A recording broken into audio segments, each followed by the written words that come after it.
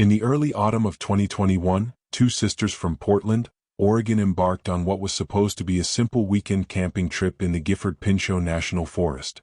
27-year-old Nina Harlow and her 29-year-old sister Rebecca Harlow were experienced hikers who had grown up exploring the trails of the Pacific Northwest. They informed their mother that they would be camping near the Lewis River Trail, a moderately trafficked route known for its waterfalls and dense evergreen canopy. The sisters planned to return by Sunday evening, September 12th, but when Monday morning arrived and neither of them showed up for work, their mother called the Skamania County Sheriff's Office to report them missing. What followed was one of the most disturbing cases in the history of the Gifford Pinchot National Forest, a case that began with a routine search and ended with a discovery so unusual that investigators struggled to explain how two women could vanish for 3 months and be found alive, unconscious, and tied to a tree in the middle of the wilderness. The morning of September 10, 2021, was cool and overcast, typical weather for early fall in southwestern Washington. According to the parking attendant stationed at the Lewis River trailhead, a silver Honda CR-V pulled into the lot at approximately 8:30 in the morning. Two women exited the vehicle, both wearing hiking boots, daypack backpacks, and rain jackets. The attendant later confirmed during his official testimony that the sisters appeared relaxed and well-prepared. They signed the visitor log at the information kiosk, noting their intended route as a 2-day loop that would take them along the lower Lewis River Trail and connect to a series of smaller paths leading to several backcountry campsites. Their signatures were clear and their handwriting was steady. There was no indication of hesitation or concern.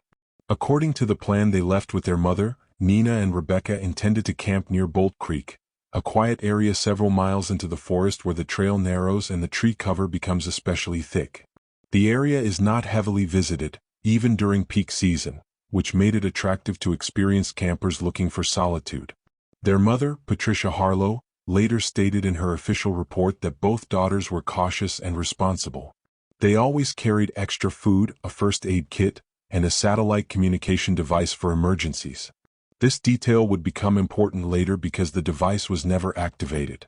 On the evening of September 10th, Patricia received a brief text message from Rebecca stating that they had arrived at the campsite and that the weather was holding up. The message was sent at 6:47 in the evening, according to cell tower records provided by the mobile carrier. That was the last communication anyone received from either sister. By Sunday evening, Patricia expected her daughters to return home. When she did not hear from them by 9 o'clock at night, she sent several text messages. None were delivered. She called both phones repeatedly, but each call went directly to voicemail. This was unusual but not immediately alarming. Cell service in the Gifford Pinchot area is unreliable at best, and it was not uncommon for hikers to lose signal for extended periods. However, when Monday morning came and neither Nina nor Rebecca showed up for work, Patricia's concern turned to fear. Nina worked as a graphic designer for a marketing firm in Portland, and Rebecca was a kindergarten teacher at a local elementary school. Both were known for their punctuality and professionalism. Their employers confirmed that neither woman had requested time off beyond the weekend, and both had important commitments scheduled for Monday. By 10 o'clock in the morning, Patricia drove to the Skamania County Sheriff's Office and filed a formal missing persons report. The case was assigned to Deputy Lawrence Finch, a veteran officer with more than 15 years of experience in search and rescue operations. Finch reviewed the information provided by Patricia, including the sisters' intended route, their last known location, and the timeline of their communications. He immediately noted that the lack of activity on the satellite device was concerning. If the sisters had encountered trouble, the device was designed to send an automatic distress signal. The fact that no such signal had been sent suggested either that they had not perceived themselves to be in danger, or that something had prevented them from using the device. The search began the following morning, September 14th, at first light. A team of forest rangers, search and rescue volunteers, and a K-9 unit assembled at the Lewis River trailhead. The operation was coordinated by the Skamania County Sheriff's Office in partnership with the United States Forest Service. According to the official operation log, the first objective was to retrace the sisters' planned route and locate their campsite near Bolt Creek. The weather on the day of the search was clear, which allowed the helicopter team to conduct aerial surveys of the surrounding terrain. However, the dense canopy made it difficult to see the ground in most areas. The forest in this region is composed primarily of Douglas fir, western hemlock, and red cedar, with an understory of ferns, salal, and vine maple. Visibility from above was limited to clearings, riverbanks, and rocky outcroppings. The ground teams moved methodically along the trail, checking for signs of recent activity. Footprints, discarded wrappers, broken branches, anything that might indicate the sisters had passed through. By midday, the team reached the area near Bolt Creek where the Harlow sisters were believed to have camped. They found a clearing that showed signs of recent use. A fire ring with charred wood, flattened sections of ground where a tent might have been pitched, and several small impressions in the dirt that could have been left by hiking boots. However, there was no tent, no backpacks, and no other camping equipment. The forensic team that later examined the site noted in their report that the fire ring appeared to have been used within the past few days, but the wood was cold and damp, suggesting that no fire had been lit recently. The search expanded outward from the campsite in a grid pattern. Volunteers combed through the undergrowth, calling out the sisters' names and listening for any response. The K-9 units picked up a scent trail leading away from the clearing, but it dissipated after a few hundred yards near a rocky slope where the terrain became difficult to navigate. Over the next several days, the search area was widened to include adjacent trails, creek beds, and abandoned logging roads. Divers were brought in to search sections of the Lewis River where the current was slow enough to allow for submersion. Nothing was found. No clothing, no equipment, no traces of the sisters. By the end of the first week, more than 200 volunteers had participated in the search. Local news outlets covered the story extensively, and the Harlow family issued public appeals for information. Photographs of Nina and Rebecca were distributed to nearby towns, campgrounds, and ranger stations. The sisters were described as friendly, experienced hikers who would not have taken unnecessary risks. The lack of any tangible leads was frustrating for everyone involved. On September 21, 11 days after the sisters were last seen, the active search was officially scaled back. The Skamania County Sheriff's Office issued a statement explaining that while the case remained open, the deployment of large search teams was no longer sustainable without new information. The family was devastated, but they understood the limitations of the resources available. Deputy Finch assured them that the investigation would continue and that any new evidence would be pursued immediately. Weeks turned into months. The case file remained on Finch's desk, but there were no new developments. The Honda CR-V was still parked at the trailhead, untouched and undisturbed. Investigators had searched the vehicle thoroughly, finding nothing unusual. Personal items, spare clothes, a cooler with melted ice, and a road map with the route to the trailhead highlighted in yellow. Everything suggested a normal, planned trip. As October gave way to November, the forest began to change. The leaves turned gold and red, then fell. The temperature dropped, and the first light snows dusted the higher elevations. The Harlow family continued their own search efforts, organizing weekend expeditions with friends and volunteers. They posted flyers, maintained a social media page dedicated to finding Nina and Rebecca, and contacted every outdoor group and hiking club in the region. But the forest offered no answers. It was as if the sisters had simply vanished into the trees, leaving behind only questions and a growing sense of dread. 3 months passed in silence. Winter settled over the Gifford Pinchot National Forest with a heavy blanket of snow that made most trails impassable. The search for Nina and Rebecca Harlow had gone cold, not just in terms of leads but literally. The temperatures in December 2021 regularly dropped below freezing, and the forest became a place that only the most experienced winter hikers dared to enter. The Skamania County Sheriff's Office kept the case file active, but with no new information and no credible sightings, there was little that could be done until the spring thaw. Deputy Lawrence Finch reviewed the file periodically, hoping that something new would surface, but each review ended the same way with more questions than answers. The Harlow family refused to give up hope. Patricia Harlow spent her days coordinating with missing persons organizations, consulting with private investigators, and reaching out to psychics and volunteers who claimed they could help. She posted updates on social media every week, keeping the story alive in the public consciousness. Rebecca's students at the elementary school made drawings and cards that were displayed in the front office, each one a small prayer for her safe return. Nina's co-workers held a candlelight vigil in downtown Portland, drawing attention from local media and keeping pressure on authorities to continue the search. But as December turned into January, Even the most optimistic supporters began to fear the worst.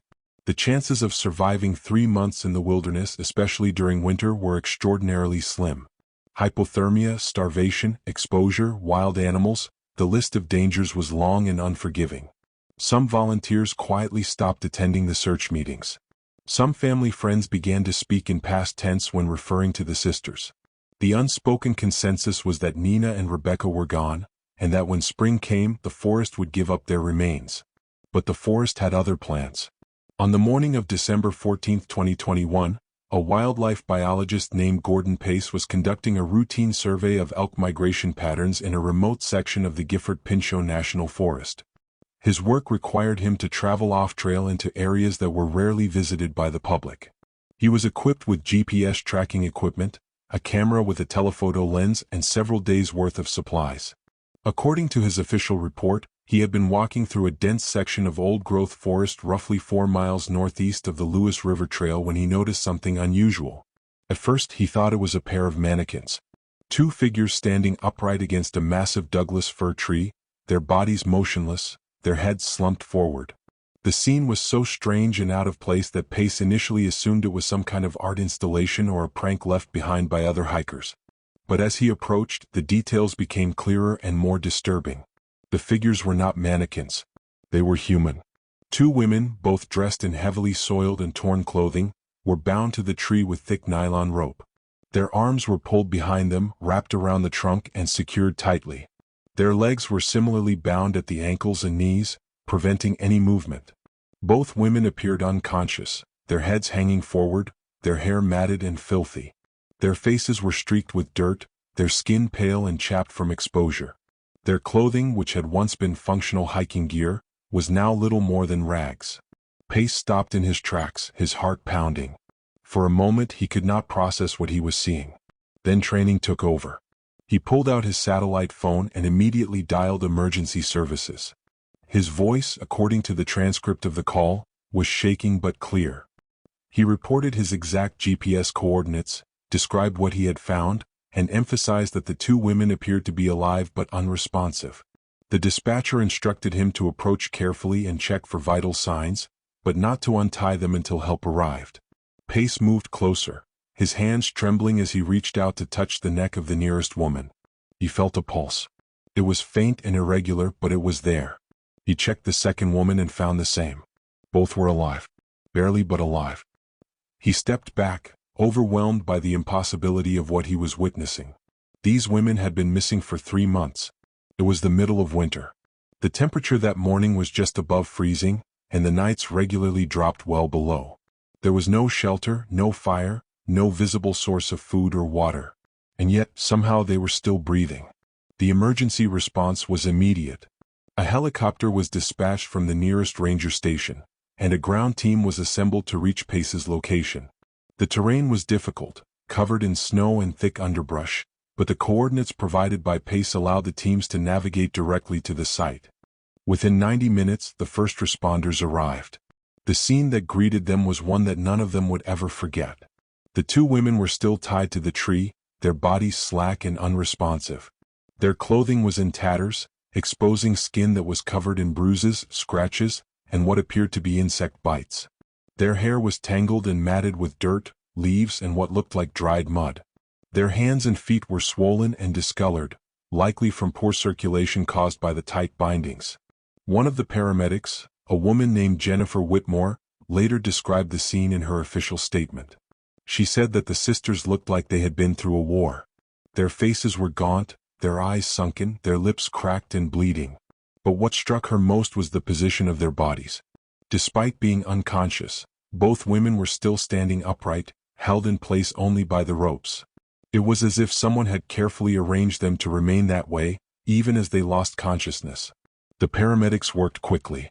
They checked vital signs, administered 4 fluids, and carefully cut the ropes binding the women to the tree. As the bindings were removed, both women collapsed into the arms of the responders. They were immediately placed on stretchers and prepared for airlift. The helicopter transported them to Legacy Salmon Creek Medical Center in Vancouver, Washington, where a trauma team was standing by. The initial medical assessment was shocking. Both Nina and Rebecca were severely dehydrated, malnourished, and suffering from hypothermia. Their core body temperatures were dangerously low, hovering just above the threshold for life-threatening complications. They had lost significant body weight, with estimates suggesting they had each dropped between 30 and 40 pounds. Their muscle mass had deteriorated, and their skin showed signs of prolonged exposure to the elements. But the most alarming finding was the evidence of restraint injuries. Deep ligature marks encircled their wrists, ankles, and torsos, indicating that they had been bound for an extended period. The marks were consistent with nylon rope, the same type that had been used to tie them to the tree. The medical team also noted the presence of pressure sores and skin breakdown in areas where the ropes had been tightest, suggesting that the bindings had not been removed or adjusted for days, possibly weeks. Despite their condition, both women were alive. Their bodies had somehow endured 3 months of exposure, starvation, and restraint. The doctors could not explain it. One physician later remarked in a case conference that the human body is capable of extraordinary resilience, but what these women had survived defied medical understanding. They should not have been alive, and yet they were. News of the discovery spread quickly. Within hours, local and national media outlets were reporting that the missing Harlow sisters had been found alive in the Gifford Pinchot National Forest. The story dominated headlines not just because they had survived, but because of the bizarre and disturbing circumstances of their discovery. Questions immediately arose. Who had tied them to the tree? Why had they been left in such a remote location? How had they survived for 3 months without food, water, or shelter? And perhaps most unsettling, why were they still unconscious when they were found? The Skamania County Sheriff's Office launched an immediate investigation. Deputy Finch, who had been the lead investigator on the missing persons case, was assigned to coordinate the criminal investigation. The case was no longer just about finding 2 missing hikers. It was now a potential abduction, assault, and attempted murder.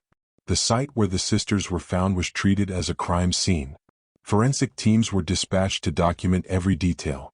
Photographers captured the tree, the ropes, the surrounding area, and any potential evidence left behind. The ropes were collected and sent to the state crime lab for analysis. Soil samples were taken from the base of the tree. Footprints in the snow were measured and photographed. Every piece of physical evidence was cataloged and preserved. One of the most significant findings was a set of boot prints leading away from the tree. The prints were distinct, with a heavy tread pattern that suggested work boots or hiking boots. They led northeast, deeper into the forest, before disappearing into a rocky area where the ground was too hard to hold impressions. The forensic team followed the trail as far as they could, but it eventually went cold. Whoever had left those prints knew how to move through the forest without leaving a trace. The investigation into what had happened to Nina and Rebecca Harlow during their 3 months in the wilderness began in earnest as soon as the crime scene was secured. Deputy Lawrence Finch coordinated with the forensic teams, medical personnel, and Forest Service officials to piece together a timeline of events. But the most important source of information, the sisters themselves, remained unavailable.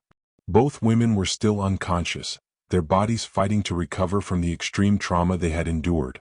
The doctors at Legacy Salmon Creek Medical Center worked around the clock to stabilize them, but bringing someone back from the edge of death was a delicate process that could not be rushed. According to the medical reports filed in the days following their admission, Nina and Rebecca were suffering from a combination of severe dehydration, malnutrition, hypothermia, and what the attending physician described as profound physical and psychological shock. Their vital signs were weak but stable. 4 fluids were administered continuously to rehydrate their bodies, and warming blankets were used to slowly raise their core temperatures. Blood tests revealed dangerously low levels of electrolytes, vitamins, and proteins, consistent with prolonged starvation. Their bodies had begun to consume their own muscle tissue in a desperate attempt to survive. The restraint injuries were examined in detail. The ligature marks on their wrists and ankles were deep and discolored, with some areas showing signs of infection. The medical team treated these wounds with antibiotics and specialized dressings, but the damage suggested that the bindings had been in place for weeks, possibly the entire duration of their captivity. The pressure sores on their backs and sides indicated that they had been in a standing or semi-standing position for extended periods, unable to sit or lie down. One of the trauma nurses, a man named Paul Becker, later stated in his testimony that he had never seen anything like it. The human body is not designed to remain upright and restrained for that long, he said. The fact that they survived it at all is nothing short of a miracle. On the third day after their rescue, December 17th, Rebecca Harlow began to show signs of regaining consciousness. Her eyelids fluttered and she made faint movements with her fingers. The medical staff immediately notified Deputy Finch, who had been waiting at the hospital for any opportunity to speak with the sisters. However, the doctors warned him that Rebecca was not yet in a condition to be interviewed. Her brain function was still compromised, and any attempt to question her prematurely could cause further harm. Finch agreed to wait, but he remained at the hospital, ready to act the moment the doctors gave him clearance. 2 days later, on December 19th, Rebecca fully regained consciousness. She opened her eyes, looked around the room, and began to cry. The nurses comforted her, explaining that she was safe and that her sister was in the next room. Rebecca's first words, according to the nursing notes, were a whisper. "Where is he?" The question sent a chill through everyone in the room. The nurses asked her to clarify, but Rebecca became agitated, her heart rate spiking on the monitor. The medical team administered a mild sedative to calm her, and she drifted back into a light sleep. But those 3 words had already set the investigation on a new course. There was a he. Someone had done this to them. And whoever he was still out there. Nina regained consciousness the following day. Her awakening was less dramatic than her sister's, but no less emotional. She opened her eyes, stared at the ceiling for several minutes, and then turned her head to see the nurses standing beside her. She did not speak at first, but tears streamed down her face. When the nurses asked her how she was feeling, she nodded weakly and whispered that she was thirsty. They gave her small sips of water and assured her that she was in a hospital and that she was safe. Like her sister, Nina's first question was about Rebecca. When she was told that Rebecca was alive and recovering in the next room, Nina closed her eyes and sobbed quietly. On December 21st, 10 days after they were found, both sisters were deemed stable enough to be interviewed by law enforcement. Deputy Finch, along with a female detective named Laura Grimshaw, entered Rebecca's room first. The interview was conducted with a counselor present, as both women were considered vulnerable witnesses. The session was recorded on video, and a transcript was later entered into the case file. Rebecca was sitting up in bed, her arms wrapped in bandages, her face still pale and drawn. She looked at the detectives with a mixture of fear and exhaustion. Finch began gently, asking her to describe what she remembered from the day she and her sister went missing. Rebecca spoke slowly, her voice barely above a whisper. She explained that on the evening of September 10th, she and Nina had set up camp near Bolt Creek, just as they had planned. They cooked dinner over a small portable stove, talked about their week, and watched the sun set through the trees. Everything was normal. They went to sleep around 10 o'clock at night, zipped into their tent, with no sense that anything was wrong. Rebecca paused, her hands trembling. She said that sometime in the middle of the night, she was woken by the sound of the tent zipper being pulled open. At first, she thought it was Nina getting up to use the bathroom, but then she realized that Nina was still lying next to her, also waking up. Before either of them could react, a bright flashlight beam flooded the tent, blinding them. A man's voice, calm and quiet, told them not to scream. Rebecca said she could not see his face because of the light, but she could see his silhouette. He was tall, broad-shouldered, and he was holding something in his other hand. It looked like a knife. The man ordered them to get out of the tent slowly. Rebecca and Nina complied, too frightened to resist. Once they were outside, the man used zip ties to bind their hands behind their backs. He worked quickly and efficiently as if he had done this before. He did not speak except to give them instructions. Do not run. Do not scream. Do not look at me. He then forced them to walk. Rebecca could not say exactly how far they went because it was dark and she was disoriented, but she estimated it was at least an hour, maybe more.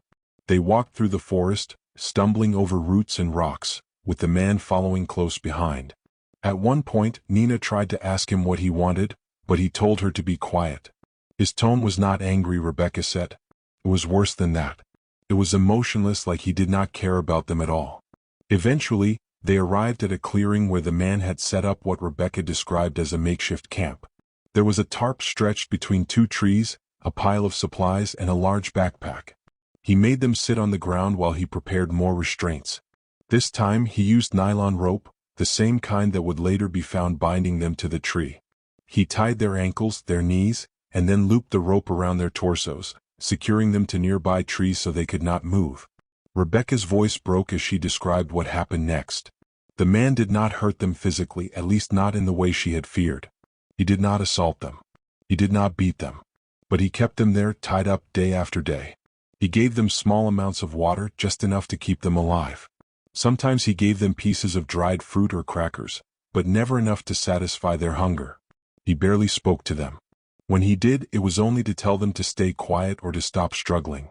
Rebecca said that she and Nina tried to reason with him, tried to ask him why he was doing this, but he never answered. He just stared at them with a blank expression, as if they were objects rather than people. Days turned into weeks. Rebecca lost track of time. The man moved them twice, each time to a new location deeper in the forest. He was careful to cover his tracks, to choose places where they would not be found. He checked the ropes regularly, tightening them whenever they loosened. He never let them sit or lie down for long. Most of the time, they were forced to remain standing, leaning against the trees for support. The pain was unbearable, Rebecca said. Their muscles cramped. Their joints ached. Their skin chafed and bled where the ropes dug in. They begged him to let them rest, but he refused. He seemed to want them to suffer, but in a controlled, deliberate way. He never let them die, but he never let them be comfortable either. As the weeks went on, Rebecca said that she and Nina began to lose hope. They stopped talking to each other because it took too much energy. They stopped struggling because it was pointless. They just existed, waiting for something to change. And then, one day, the man moved them to the final location, the tree where they would eventually be found. He tied them more securely than ever before, wrapping the ropes around the trunk so tightly that they could barely breathe. And then he left. Rebecca did not know how long he was gone. Hours, maybe days. Time had lost all meaning. She remembered feeling herself getting weaker, her vision blurring, her thoughts becoming confused. She remembered Nina whispering that she loved her, and then everything went black. The next thing she knew, she was waking up in the hospital. Deputy Finch listened to Rebecca's account in silence, his face grim. When she finished, he asked her if she could describe the man. Rebecca closed her eyes, trying to recall details. She said he was white, probably in his 40s or 50s. He had a thick beard, dark but streaked with gray. He wore a heavy jacket, cargo pants, and work boots. His voice was deep and flat, with no accent that she could detect. But the most distinctive thing about him, she said, was his eyes. They were cold. Empty. Like he was not really there. Nina's account, recorded the following day in a separate interview, matched her sister's testimony in almost every detail. She described the same sequence of events, the same terrifying night when they were taken from their tent, the same methodical cruelty of their captor. But Nina added details that Rebecca either had not noticed or had been too traumatized to recall. According to Nina, the man who abducted them seemed to know the forest intimately. He moved through the darkness without hesitation, never using a map or GPS, never stumbling or losing his way. He knew where he was going at all times, which suggested that he had spent significant time in the area, possibly years. Nina also noted that the man carried very little with him. No large camping equipment, no vehicle that she ever saw or heard.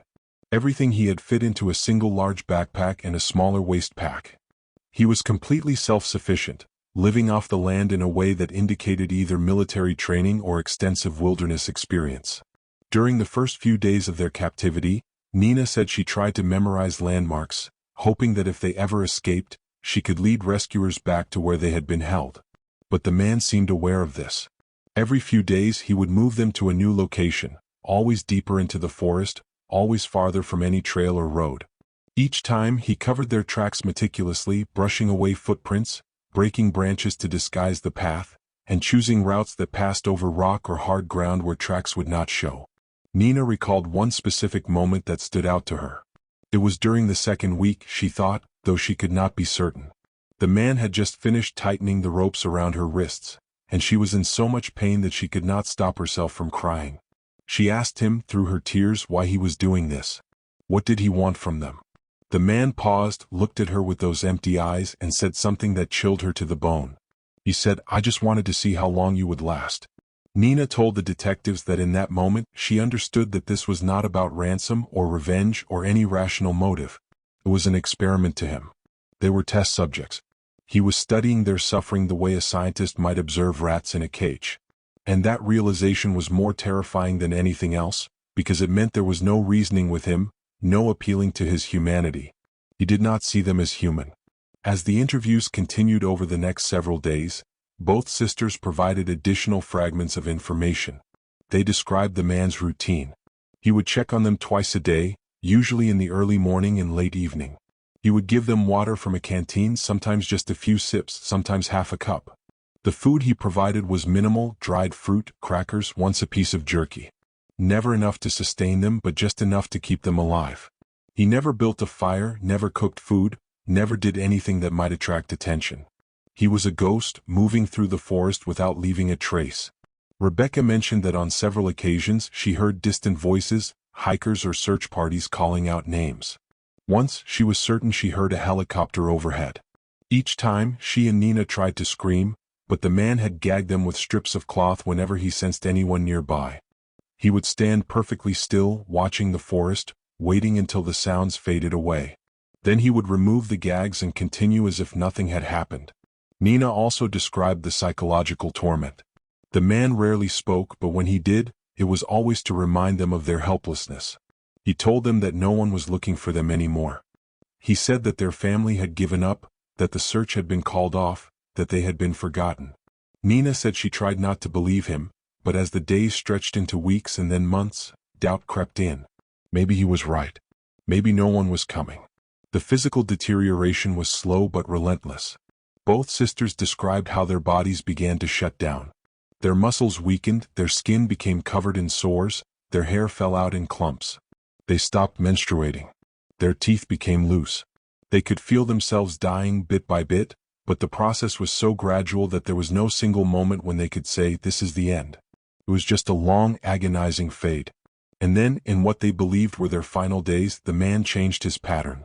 Instead of moving them again, he brought them to the large Douglas fir tree and tied them in a way that was different from before. The ropes were tighter, more permanent. He wrapped them around the trunk multiple times, securing their arms, legs, and torso so completely that they could not move at all. He stepped back, looked at them for a long moment, and then walked away. That was the last time they saw him. Nina said she remembered thinking that this was it, that he had decided to let them die. She remembered her vision going dark, her thoughts scattering, and then nothing. The next thing she knew, she was waking up in a hospital bed.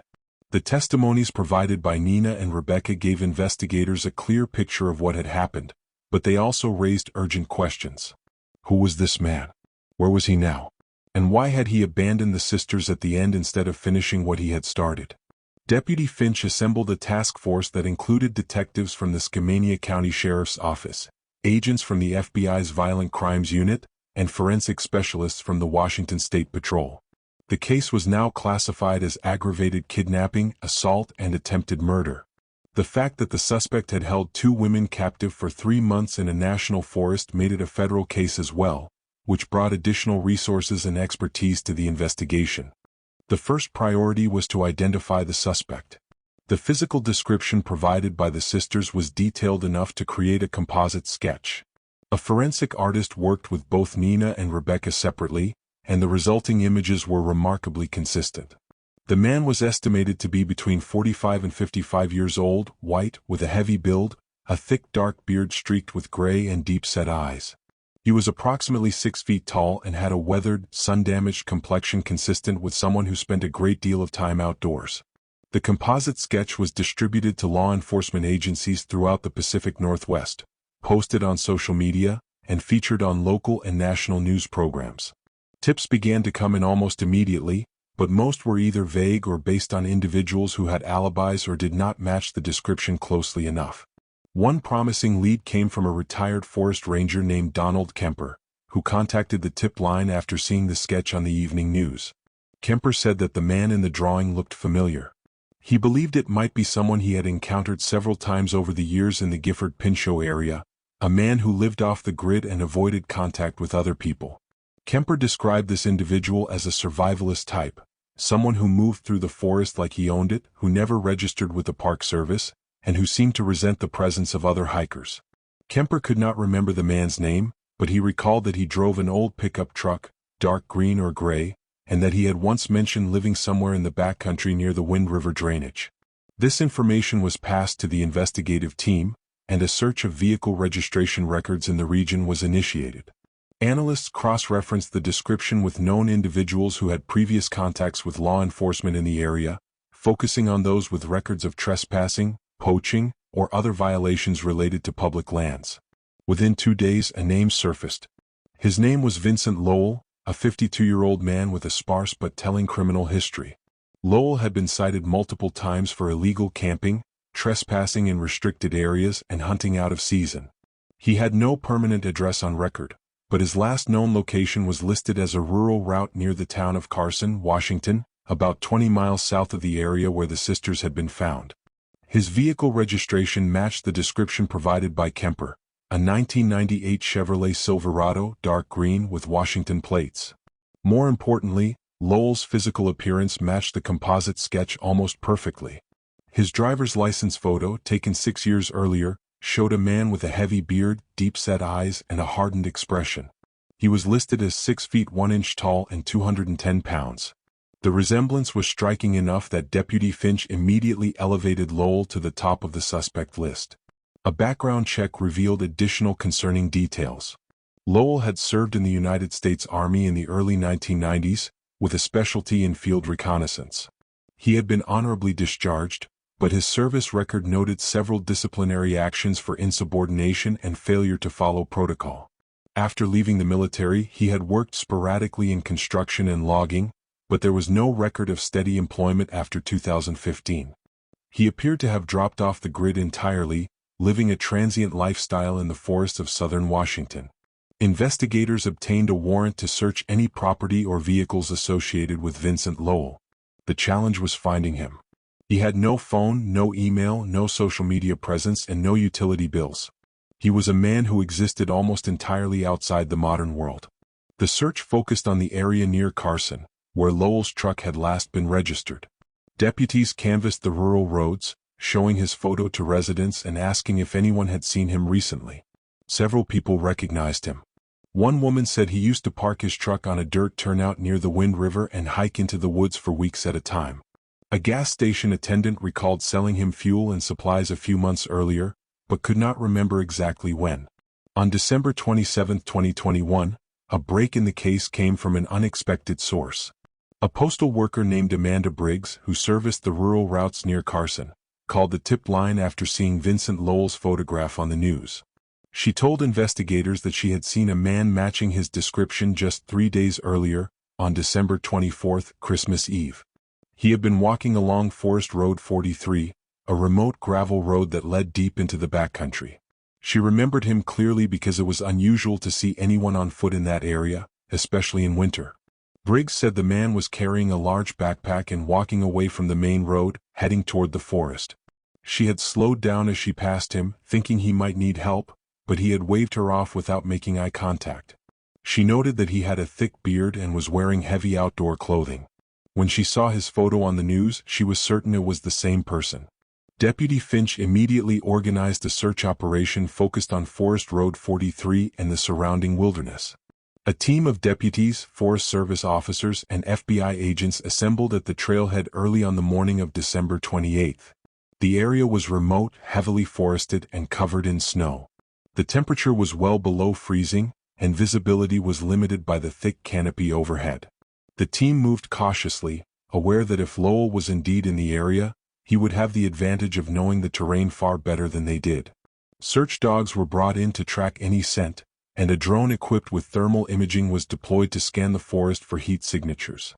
The ground team followed a series of faint tracks in the snow that led away from the road and into a dense section of old-growth timber. After nearly 3 hours of careful tracking, the team discovered a campsite hidden beneath a rocky overhang. The site was well concealed, surrounded by thick brush and positioned in a way that made it nearly invisible from more than a few yards away.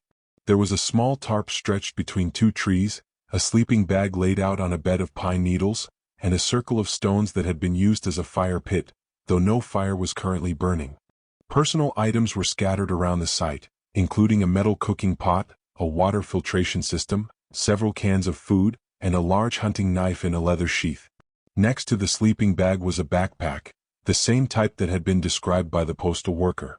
Inside the backpack, investigators found additional supplies, maps of the Gifford Pinchot National Forest with certain areas marked in pencil, and most significantly, a small digital camera. The camera was an older model, the kind used by hikers and outdoors enthusiasts before smartphones became common. When investigators turned it on, the battery was low but still functional. The screen displayed a directory of stored images. What they found on that camera would become some of the most disturbing evidence in the entire case. The photographs showed Nina and Rebecca Harlow at various stages of their captivity. In some images they were tied to trees, their faces gaunt and streaked with dirt. In others they were sitting on the ground, bound and clearly exhausted. The photos were not explicit or sexual in nature, but they were deeply unsettling because of what they represented.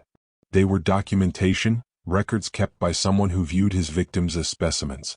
Each image was time-stamped, and investigators were able to create a timeline of the sisters' captivity based on the metadata. The earliest photo was dated September 11, 2021, the day after the sisters had gone missing. The most recent was dated December 9, just 2 days before they were found. The photographs confirmed everything that Nina and Rebecca had described. They also confirmed that Vincent Lowell had kept them captive for the entire 3-month period and had documented their suffering in a methodical, detached manner. But Lowell himself was not at the campsite. The sleeping bag was cold, and there were no fresh tracks leading away from the area. It appeared that he had been there recently, possibly within the last day or two, but had left before the search team arrived. A perimeter was established around the site, and additional units were called in to expand the search. Helicopters swept the surrounding ridges, and tracking teams fanned out in all directions. The snow made tracking easier in some ways as any movement would leave visible marks, but it also made the search slower and more dangerous. As the afternoon wore on, the temperature continued to drop. The search teams rotated in shifts to avoid frostbite and exhaustion. By nightfall, there was still no sign of Lowell. The decision was made to maintain a presence in the area overnight, with teams stationed at key points to prevent him from slipping past them. Portable lights were set up, and thermal imaging equipment was kept running throughout the night. At approximately 3 o'clock in the morning on December 29, one of the thermal cameras picked up a heat signature moving slowly through the trees about half a mile east of the campsite. The operator immediately radioed the information to the ground teams, and a group of 6 officers moved quietly toward the location. They advanced carefully, using night vision equipment and communicating through hand signals to avoid alerting the suspect. As they closed the distance, they could see a figure moving through the underbrush. The person was tall, heavily built, and carrying a large pack. The officers called out, identifying themselves as law enforcement and ordering the individual to stop and show his hands. The figure froze for a moment, then dropped the pack and began to run. The officers pursued, their boots crunching through the snow as they gave chase. The terrain was treacherous, filled with fallen logs, rocks, and uneven ground. The suspect was fast and agile, moving through the forest with the ease of someone who had spent years navigating it. But the officers had numbers and equipment on their side. One of the deputies, a younger officer named Travis Morrow, managed to cut off the suspect's path by circling around a stand of trees. When the suspect emerged into a small clearing, Morrow was waiting. He shouted again for the man to stop and get on the ground. The man hesitated, breathing hard, his face partially obscured by the hood of his jacket. Then, slowly he raised his hands and dropped to his knees.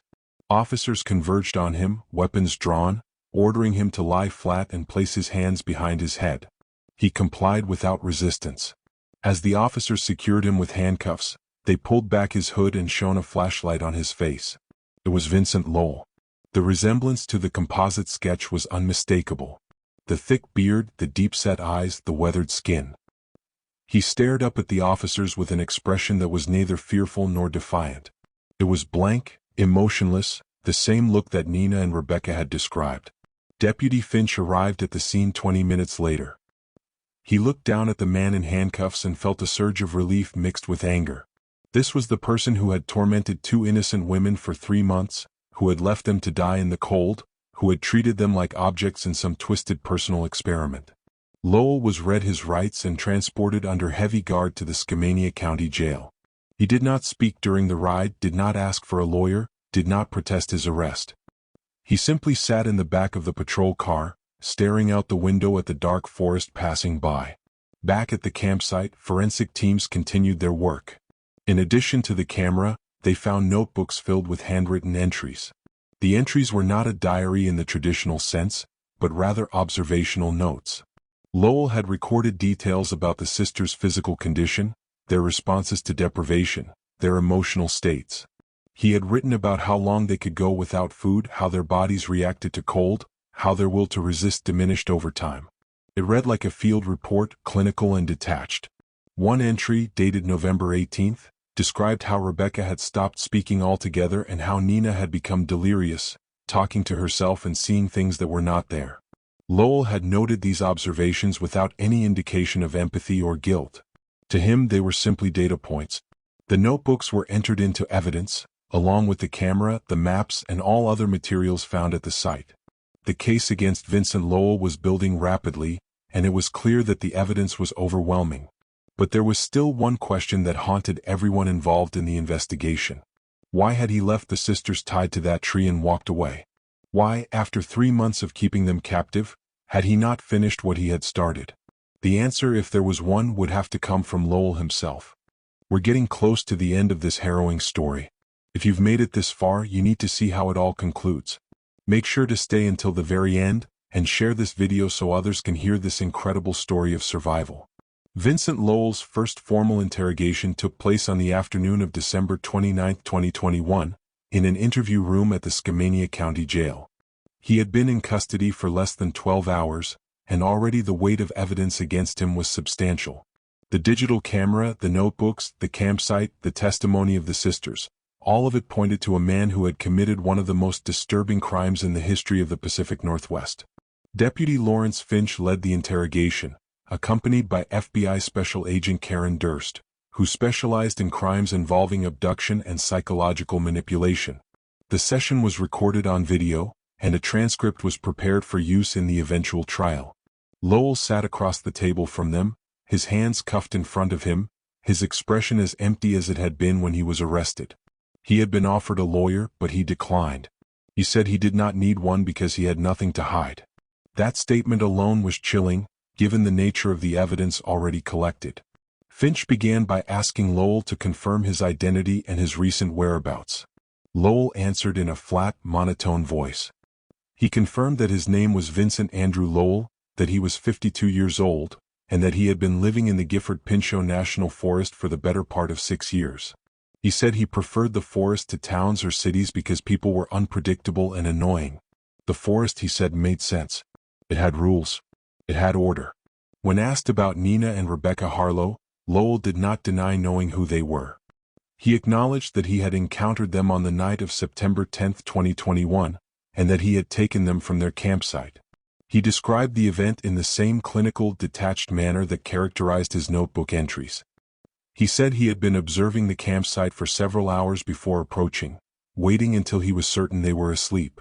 He explained that he had used a flashlight to disorient them and zip ties to restrain them because it was efficient and minimized the risk of injury. When Finch asked why he had taken them, Lowell paused for the first time.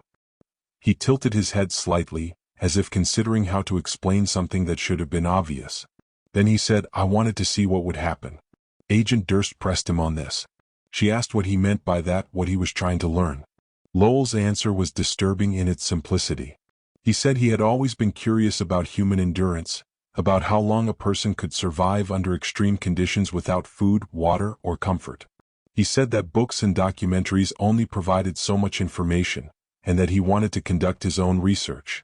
He viewed Nina and Rebecca not as people, but as subjects in an experiment. He had controlled every variable, the amount of food and water they received, the temperature and exposure they endured, the psychological stress of isolation and restraint. He had documented everything, he said, because documentation was important for understanding the results. Finch asked him directly if he understood that what he had done was wrong, that he had caused immense suffering to 2 innocent people. Lowell looked at him with those cold, empty eyes and said that he understood society would view it that way, but that he personally did not see it as wrong. He said that suffering was a natural part of existence, and that his experiment was no different from what nature itself imposed on living creatures every day. He compared himself to a scientist studying animals in the wild, observing their behavior without interfering beyond the scope of the study. The detectives exchanged a glance. They had dealt with many criminals over the years, but Lowell was different. He was not angry, not remorseful, not trying to justify his actions in moral terms. He simply did not register the humanity of his victims. To him, they were objects, and his actions were a form of research. Agent Durst shifted the line of questioning. She asked Lowell why he had abandoned the sisters at the tree instead of continuing his experiment or disposing of them entirely. This question seemed to catch Lowell off guard. He was silent for a long moment, his gaze drifting to the corner of the room. Then he said that the experiment had reached its conclusion. He explained that by early December, both women had deteriorated to the point where he believed they would not survive much longer. Their bodies were shutting down, their responses to stimuli were minimal, and he had collected all the data he needed. He said he considered ending their lives to complete the study, but decided against it. When asked why, he said he was not interested in death itself, only in the process leading up to it. Once that process was complete, the subjects no longer held any value to him. So he tied them securely to the tree, ensured they could not escape, and left. He said he assumed they would die within a day or two, and that their bodies would eventually be found, but that by then he would be long gone. He admitted that he had not anticipated they would be discovered while still alive, and that this outcome had surprised him. Finch asked Lowell if he felt anything when he learned that the sisters had survived. Lowell shook his head. He said he felt curiosity, perhaps, about how their bodies had managed to endure beyond his expectations, but nothing else. No relief, no guilt, no satisfaction. Just mild curiosity. The interrogation continued for several more hours, with Lowell providing details about the locations where he had held the sisters, the methods he had used to avoid detection, and the timeline of events over the 3-month period. He answered every question calmly and thoroughly, treating the session as if it were an academic discussion rather than a criminal investigation. He showed no signs of remorse, no recognition of the pain he had caused, and no concern for the consequences he would face.